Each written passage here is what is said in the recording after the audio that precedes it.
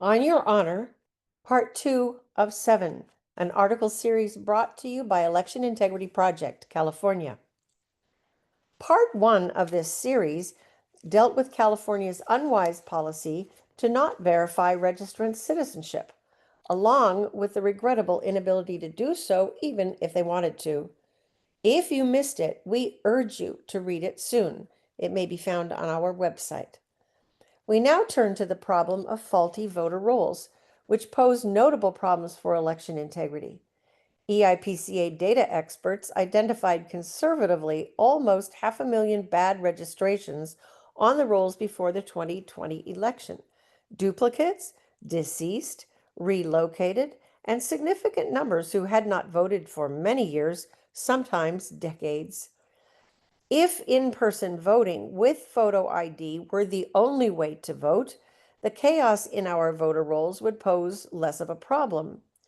But California has relentlessly pushed citizens to vote by mail since 1998, and in 2000 began universal mailing of ballots to every registrant on the quote active end quote voter rolls. Because those rolls are unreliable and woefully inaccurate, communities are flooded with ballots that do not necessarily have a valid voter to receive them. Ballots arrive at addresses where voters no longer live, making it possible for the current resident to complete and return that ballot. Because of the lack of a voter ID requirement and almost non-existent signature verification standards, almost all fraudulently submitted ballots will be accepted. And even if they are not, there is no consequence to the persons who sent them in. It's a crime, the perfect, undetectable crime. One individual may receive multiple ballots due to registration duplication and the state's reluctance to remove the duplicates. This makes it possible for such individuals to vote more than once. The state simply trusts people not to do so. Another dangerous on your honor loophole.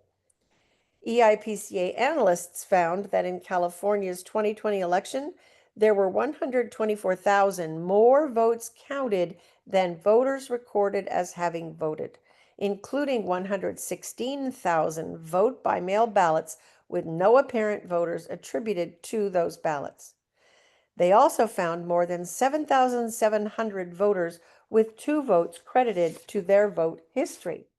Suspicious addresses, such as post office boxes, storefronts, and office buildings, enable bad actors to locate, complete, collect, and return ballots that never reached valid voters. Envelope ballots have virtually no reliable chain of custody.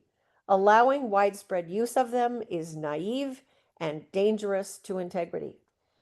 Lured by the convenience of voting by mail and ignorant of the threat to integrity inherent in any envelope ballot, over 80% of Californians now vote by mail, even though every voter has the right to cast an in-person vote at the polls and circumvent all of the uncertainty of voting by mail.